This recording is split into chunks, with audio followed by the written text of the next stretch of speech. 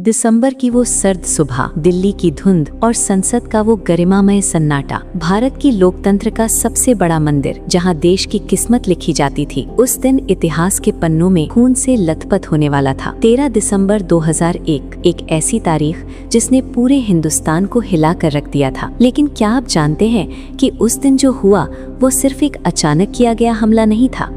क्या आपको पता है कि उस धमाके और गोलियों की गूंज से कई दिन पहले ही खुफिया गलियारों में खतरे की घंटियां बजनी शुरू हो गई थी। आज हम उस अनकही सच्चाई की परतों को खोलेंगे, जहां इंटेलिजेंस की चेतावनी और सुरक्षा एजेंसियों की एक छोटी सी चूक के बीच वो फासला था जिसने 5 आतंकियों को संसद की दहलीज तक पहुंचा दिया। कहानी शुरू होती है उस खुफिया इनपुट से, जिसे शायद फाइलों के ढेर में कहीं दबा दिया गया था। नवंबर 2001 के आखिरी हफ्तों में भारतीय सुरक्षा एजेंसियों के पास एक बेहद ही संवेदनशील जानकारी आई थी। कश्मीर के ऊंचे पहाड़ों से लेकर दिल्ली के भीड़-भाड़ वाले बाजारों तक हवाओं में एक अजीब सी बेचैनी थी। सूत्रों ने आगाह किया था कि कुछ बड़ा होने वाला है। खुफिया ब्यूरो यानी आईबी के पास एक इंटरसेप्ट आया था, जिसमें सीमा पार बैठे आकाओं और भारत में मौजूद उनके गुर्गों के बीच एक कोडवर्ड में बात हो रही थी। बारात तैयार है, बस दूल्हे का इंतजार है। ये बारात क्या थी और ये दूल्हा कौन था? इन सवालों के जवाब ढूंढने में एजेंसियां जुटी तो थीं, लेकिन क्या वो उस खतरे की गंभीरता को समझ पाईं? संसद का शीतकालीन सत्र चल रहा था। विपक्ष और सत्ता पक्ष के बीच तीखी बहसें हो रही थीं। प्रधानमंत्री, गृह मंत्री और देश के तमाम दिग्गज नेता उस वक्त उसी इमारत के भीतर मौजूद थे। सुरक्षा की जिम्मेदारी दिल्ली पुलिस, सीआरपीएफ और आईटीबीपी के कंधों पर थी। लेकिन हैरानी की बात यह है कि हमले से ठीक 48 घंटे पहले एक विशिष्ट इंटेलिजेंस अलर्ट जारी किया गया था, जिसमें साफ तौर पर कहा गया था कि फिदाइन यानी आत्मघाती हमलावर दिल्ली में दाखिल हो चुके हैं और उनका निशाना संसद भवन हो सकता है। अब सवाल ये उठता है कि अगर इनपुट इतना सटीक था तो आखिर चूक कहाँ हुई? क्या हमने उन संकेतों को कम करके आका, या फिर तालमेल की कमी ने आतंकियों को रास्ता दे दिया? वो 5 आतंकी हमजा, हैदर, राणा, राजा और मोहम्मद एक सफेद एम्बेसडर कार में सवार थे, जिस पर गृह मंत्रालय का नकली स्टिकर लगा हुआ था। वो संसद के गेट नंबर 12 की तरफ बढ़ रहे थे। उनकी तैयारी इतनी पुख्ता थी कि उनके पास AK-47 राइफल्स, ग्रेनेड्स और RDX से भरे बैग्स थे। लेकिन सोचने वाली बात यह है कि हाई अलर्ट के बावजूद एक संदिग्ध कार इतनी आसानी से संसद के बाहरी सुरक्षा घेरे को कैसे पार कर गई? क्या वो नकली स्टिकर ही सुरक्षा कर्मियों को धोखा देने के लिए काफी था, या फिर उस सुबह की धुंध ने रक्षकों की आंखों पर पर्दा डाल दिया था? जैसे जैसे घड़ी की सुइयां 11 बजने की ओर बढ़ रही थी, संसद के भीतर कार्यवाही स्थगित हो चुकी थी। नेता बाहर निकल रहे थे। उसी वक्त सुरक्षा कर्मियों की नज़र उस एम्बेसडर कार पर पड़ी, जो उपराष्ट्रपति के काफिले की तरफ तेजी से बढ़ रही थी। एक मामूली सी टक्कर, और फिर जो हुआ उसने भारत के इतिहास को हमेशा के लिए बदल दिया। गोलियों की तड़तड़ाहट से पूरी दिल्ली गूंज उठी, लेकिन इस हमले के पीछे की सबसे बड़ी पहेली वो अलर्ट है जिसे नज़रअंदाज किया गया। क्यों उन स्पेसिफिक वार्निंग्स को गंभीरता से नहीं लिया गया? क्या सुरक्षा एजेंसियों के बीच कोई कम्युनिकेशन गैप था, या फिर हम उस समय आधुनिक आतंकवाद के इस नए और खौफनाक चेहरे को पहचानने में नाकाम रहे? ये सिर्फ एक हमला नहीं था, ये भारत की संप्रभुता पर चोट थी। लेकिन क्या आपको पता है कि इस हमले की साजिश के तार उन जेलों से भी जुड़े थे जहां पहले से ही कुछ खतरनाक आतंकी बंद थे?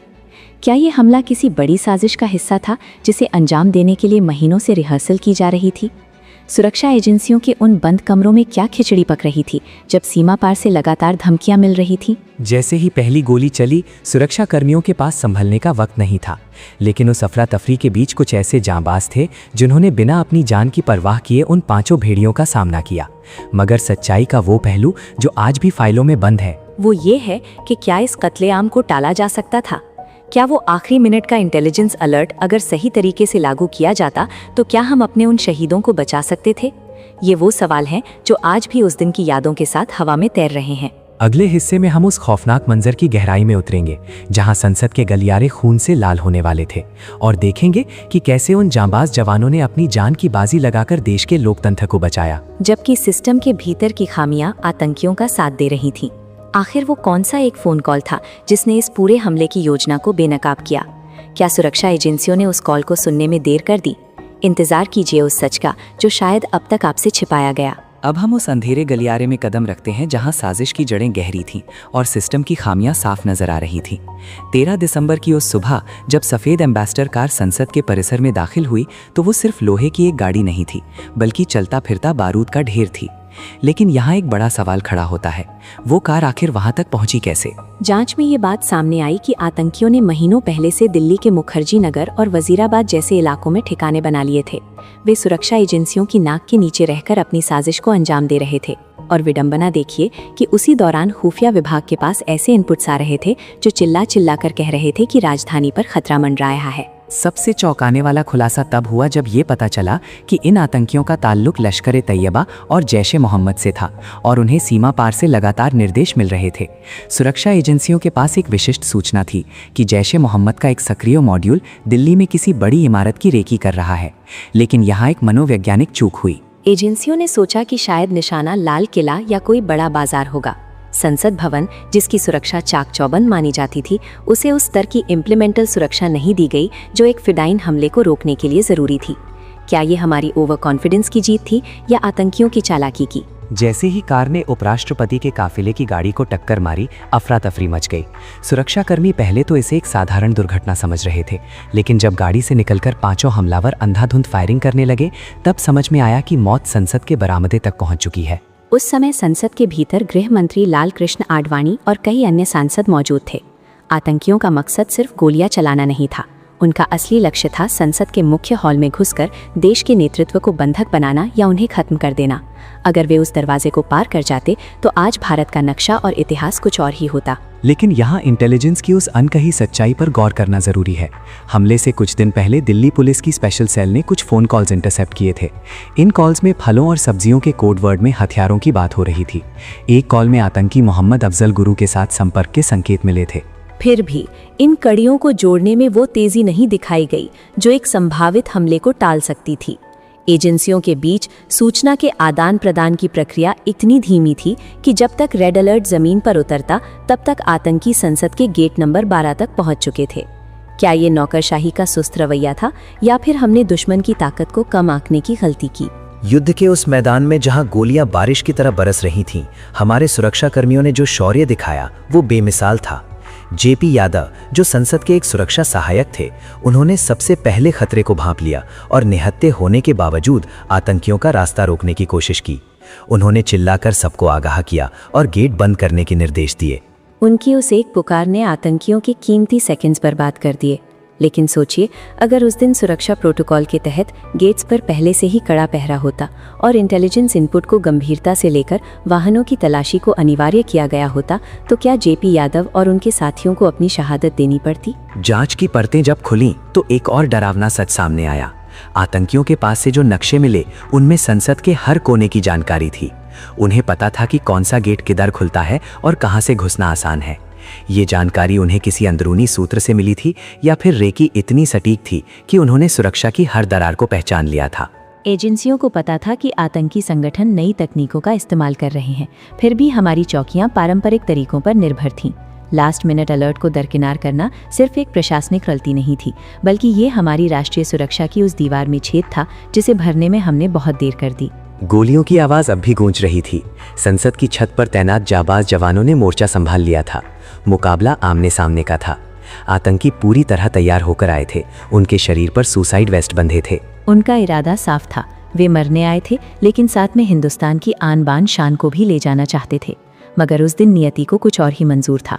उन रक्षकों ने अपनी छाती पर गोलियां खाई, लेकिन लोकतंत्र के उस मंदिर की पवित्रता को भंग नहीं होने दिया। अब सबसे बड़ा रहस्य ये है कि हमले के तुरंत बाद जब जांच शुरू हुई तो अफजल गुरु और शौकत हुसैन जैसे नामों का खुलासा हुआ। इनके जरिए जो कड़ियां जुड़ी वे सीधे तौर पर पाकिस्तान की धरती तक गईं। लेकिन क्या भारत ने इस हमले के बाद जो कड़ा रुख अपनाया वो काफी था? और सबसे अहम सवाल, क्या वो गद्दार आज भी हमारे बीच छिपे हैं जिन्होंने आतंकियों को संसद का रास्ता दिखाया था? धुआं छंट रहा था, लेकिन संसद की दीवारों पर गोलियों के निशान उस भयावह सच की गवाही दे रहे थे जो अभी अभी घटित हुआ था। 45 मिनट के उस खूनी संघर्ष में 5 आतंकियों को ढेर कर दिया गया था, लेकिन भारत ने अपने 9 जाबाज सपूतों को खो दिया था। जैसे ही मुठभेड़ खत्म हुई, असली जांच का चक्र शुरू हुआ। पुलिस और सुरक्षा एजेंसियों के सामने सबसे बड़ा सवाल ये था कि इन आतंकियों को आखिर लीड कौन कर रहा था।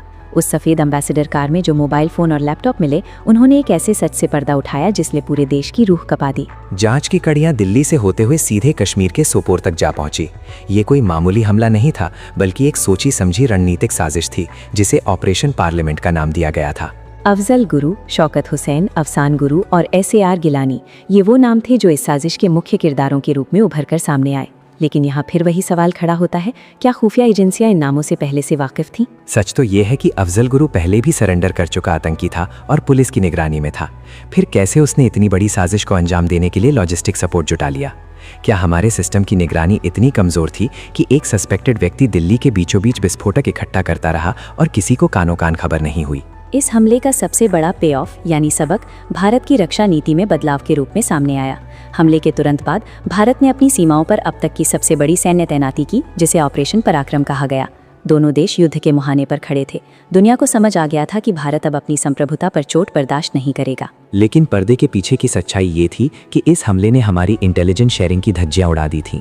एजेंसियों को एहसास हुआ कि अगर रॉ, IB और दिल्ली पुलिस के बीच तालमेल बेहतर होता तो शायद वो लास्ट मिनट अलर्ट फाइलों में दम तोड़ने के बजाय जमीन पर एक सुरक्षा कवच बन जाता। इस हमले ने भारत को मल्टी एजेंसी सेंटर यानी मैक बनाने पर मजबूर किया, ताकि भविष्य में कोई भी इनपुट किसी एक डेस्क पर रुककर ना रह जाए।